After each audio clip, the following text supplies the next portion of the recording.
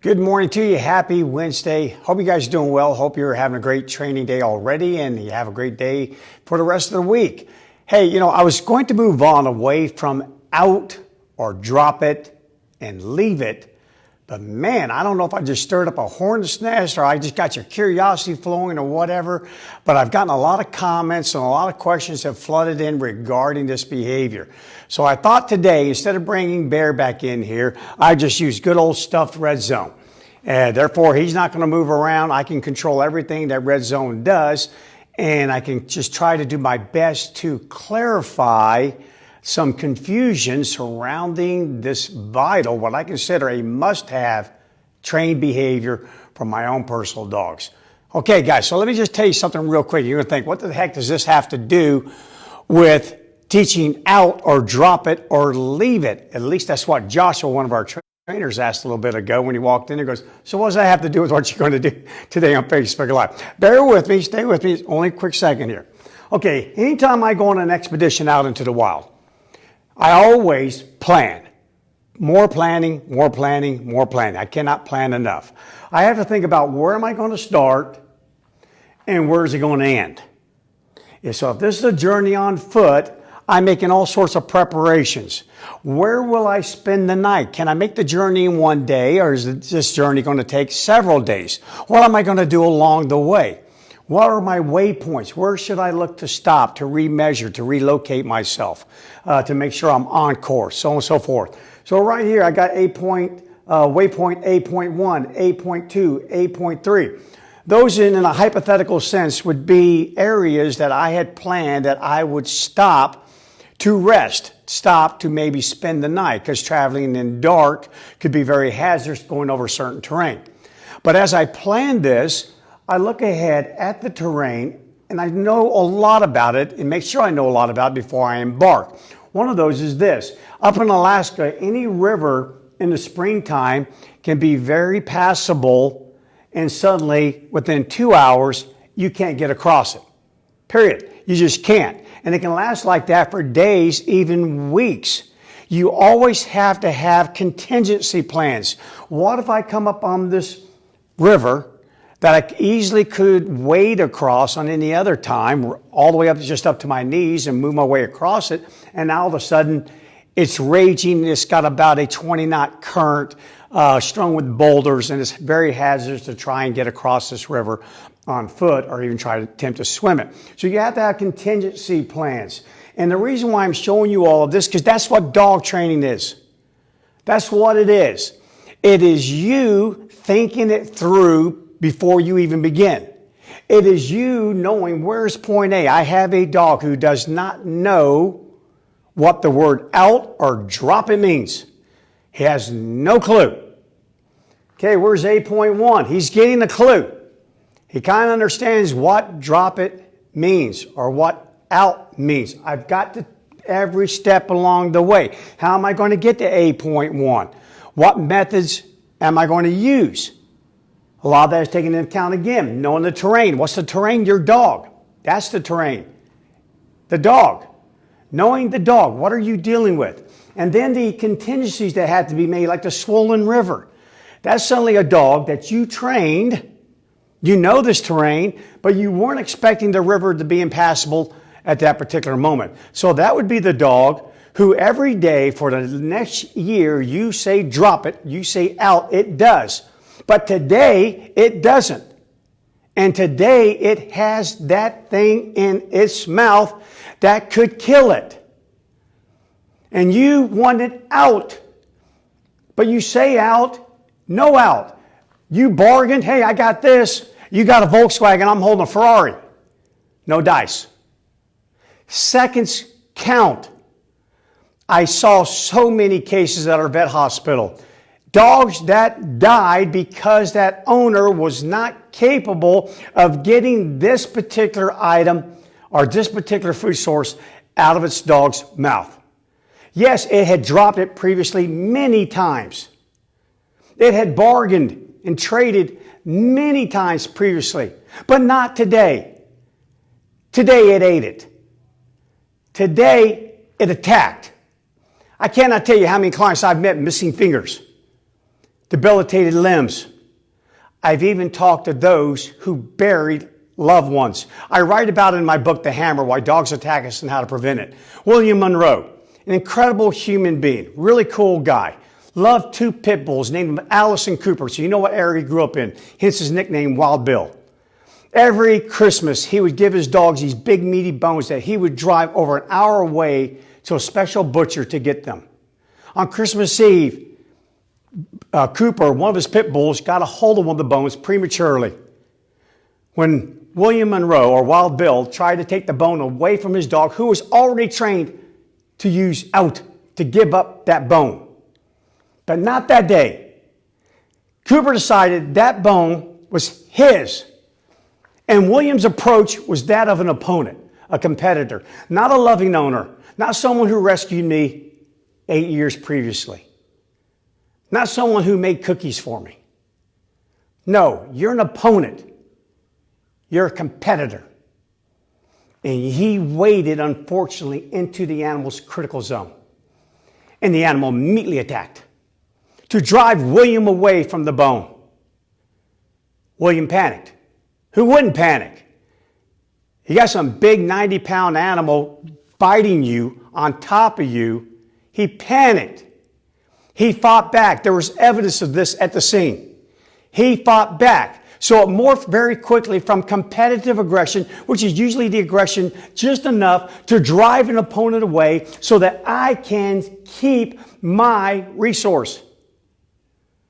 But it morphed very quickly into self-defense. Wait a minute, I'm the pit bull. I'm driving you away, but now you're attacking me. And self-defense aggression is the most violent aggression there is. And Bill lost. He lost. And Cooper went back to his bone. So guys, when I plan a journey of any training of any sort, especially any journey that may involve a dog at some point, utilizing the hawk strategy on me, so it can guard a resource, so it can obtain a resource, I'm thinking worst case scenario. And that's exactly what you should be thinking. Worst case scenario. And that means right here is when you're thinking worst case scenario. Not when it happens here at the river. Not when it happens over here and you suddenly get a late spring blizzard. Yeah, it happens. You get a late summer one too. Just happened in Wyoming yesterday. Yeah, that's not when you think about it. You think about it here. So when I was showing you guys with Bear, what I was showing, so many of you guys wrote in, oh, he wasn't resource guarding. Of course he wasn't. You think I'm going to use a dog on Facebook Live right here that's supposed to take my leg off? No. No. That wasn't the purpose of the video. Hey, I'm 61 years old. I've got a lot of bites. I've lived on the planet a long time. Kind of know a thing or two because I've seen a thing or two. Just like the old Farm Bureau commercial. Yeah, been there. So I'm not going to do that at that moment. I'm going to show you what you need to do in case you ever enter that moment.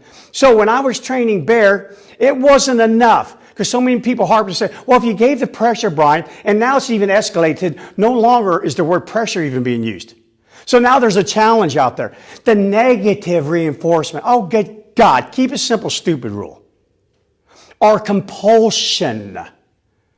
Call it what you want. It's about forcing this animal to give up something that it wants, and about an animal that could possibly force you to back off. If you can't wrap your head around that, then don't have the dog. You see, you don't have to be around the people I have to be around. This is how I make my living. Every single day I'm meeting someone online, on the phone, in person, who has been attacked, whose dog has attacked someone else. I don't get to do the heel, sit down, and stay that I demonstrate to here. No, I've graduated up into the big boy club. I write books about it. I own a vet hospital. I watched an 86-year-old lady bring in her 4-year-old Shih Tzu who she loved dearly, whose husband, it was her husband's dog. It was her husband's dog, but she loved it dearly because her husband passed away 6 months previously. The dog grabbed a bottle of her pain medicine. That dog would always drop stuff, but on that day it did not. It swallowed. The dog died before it could get to our vet hospital. This is what I'm talking about. She was crushed. So I'm preparing for the worst case scenario for that day. So it is not enough. I'm sorry. I am not going to release the pressure or the negative reinforcement or the compulsion or the aversive stimuli or any other big stinking words you want to throw out there. Not until the job is done. So if I tell the dog, and I'm training, no, you're not resource guarding. This is called training. The thing in your mouth, I'm allowing you to grab it. Why? Because it will not kill you. It will not. This is training. If it's a toy, it's big enough that you cannot swallow it. But it is something that you want. So in the beginning, we work with things. Yes, you may want it, but if you end up getting it, then it's not going to kill you. So right now, we train out, apply pressure. Object falls out. That's not good enough. For me to release the pressure now, I know what you're saying, I know what you're asking. Why don't you release the pressure, Bryan? The dog spit it out. Because the job's not done. If this dog wanted that so much that it forced me to give it pressure, a cost, it thought the benefit was worth that cost until I gave enough pressure where the cost was greater than the benefit. He spits out the benefit. I released that pressure right then. What do you think I have? An animal diving back for that. Now this time it gets it, and this time, because it knows you're right there, it knows it feels that pressure, it immediately swallows it. Yeah, once it's down here, you can't have it, Bryan. Yeah, baby. Try and take it now. Down the hatch it goes. So when I teach out and drop it, it is not out, it is not drop it, and you're not getting any darn reward until this thing is away. Or you're away. Now you will. Now you get it. That's why when you saw in the very first video last Sunday with Captain, he's running full speed towards me with a ball in his mouth. I say, out. He spit it out and he curved around. He backed off about 6 feet away from it. Because that's what it means. Not only, it means this. When I tell you to let go of something, that something is over. We're not going to re-grab it. No, that's the real life. That's point B. That's way up here. In training, I give you a command. Free. Fetch. Bring. Yes, I'm allowing you to re-engage. But that was me. You saw it with Bear. That very first couple times on the first videos, I applied pressure, it came out, I kicked it out, and boom, there he went. Yeah. So to release the pressure before that thing is away from your dog would be akin to you trying to force a dog to sit and sit reliably. You apply pressure, you say sit. Its butt is halfway to the ground, and you release the pressure. Not only is that incredibly confusing to the animal, but it did not complete the job. They don't know what you mean until they get to about 8.2. They don't know what you mean. You have to teach them. So it's not enough to let go. You must let go, and you must have squarely, parked between your ears, the ever-knowing conviction that you are not going to grab it again. Yeah. When I say drop it, I say out, you let go of it, and you will not grab it again until I tell you you can grab it again. You do this last command, out, and you keep doing that command until I can tell you you can have it. So to instill that and train that, again, it's not enough to let go. You have to let go and back up yourself or allow me to move it out of the way, and then do not re-engage it. And you saw Bear doing that literally within 2 days. Out, it dropped, I kicked it away, he did not make a move towards it. And then later up here, way up here, you get to add drop it. I mean, not drop it, but leave it. Leave it. So that's my preemptive. Wow, I'm really prepared now. Okay, I'm really prepared. So up here, they're calling for a blizzard. I'm going to head on down here and get down in the valley away from that blizzard. I'm prepared. You're doing the same thing. You want to go for that again? I just said, drop it. Or out, you do? And also you start to go, no, leave it. All right, good. We don't have to re-engage in that out. I even see you moving towards something hazardous. Wait a minute, are you about to grab that? Leave it. I cannot tell you how many times my personal dogs have probably looked at me and said, hey, Bryan, I wasn't going to grab that. And my answer back was, well, you look like you're about to. Thank you very much. And then we just moved on. We're past the moment.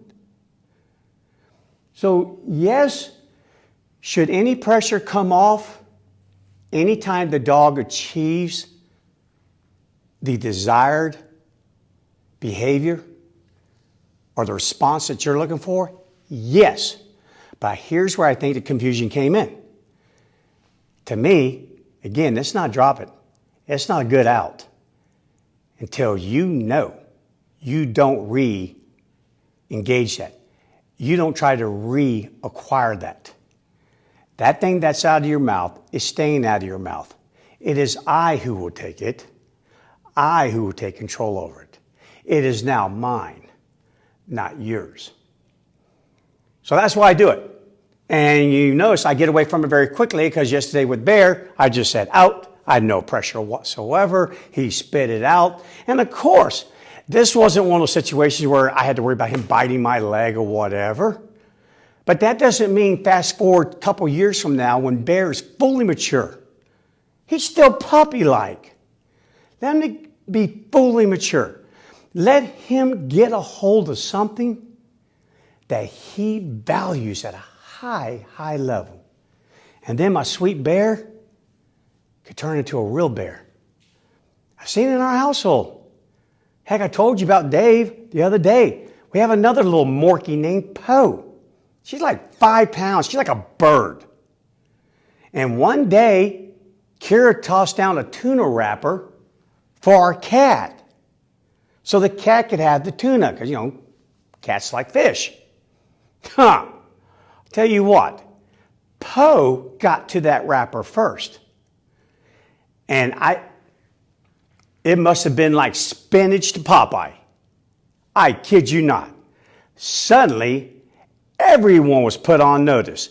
Tiny Poe backed off a 9-year-old German Shepherd, said, back off. Backed off Dave. Captain, back off. Even us, back off, Bryan. It was amazing. I actually had to stand there for about a minute, and I'm just going, okay, this is kind of funny here, only because you're that little. But I go, I do have a bit of a problem here. Dang, I never trained out to that little dog. I never had, just never had to. She just never had any interest in anything at all. She's not a chewer. She could care less. But again, there's that chap called Murphy. He rears his ugly head. He raised it that day. And there's Poe taking full-on ownership of a little foil of tuna fish. So yeah, we had to get past that little issue. Tell you what, after that, back over here. All right, so let's start working on this little command, Poe, call out. Yeah, we're going to get this thing done in case I run across that little situation again. Okay, guys, so it can happen. I hope that clarifies everything up here. Again, train it any way you wish. I'm only here to try and help you, give you some suggestions, give you some recommendations, give you some that are weighted with a lot of experience, a lot of blood, so that you don't have to bleed. But me, oh no, it is not out and it is not drop it until you either back up or that thing's away, or that thing's in my control, and at a minimum, you have it right there between your ears. Oh, when I spit that thing out, I'm not allowed to go after it again, unless that guy gives me the green light. And now when you have that, you've got it done. And it gets done quickly, and that is something that you now get to the end of your journey. Sweet, we are there, but if we ever have to retrace our steps, we're ready. We're ready because we did our job. You guys do the same thing. Okay, I promise you, that's it. That is it. I am not going to work. I'm going to drop it. Yeah, that's right. I'm going to drop it when it comes to this little behavior. And then I'm also out of here. You have any questions or need more clarification, send it to me. I'll be glad to answer it for you. And then we're going to move on down the road to some other stuff. And hopefully it won't be too confusing for you. So I'll see you guys tomorrow. Be safe when you train, by the way. Be safe when you're training this. always be on guard.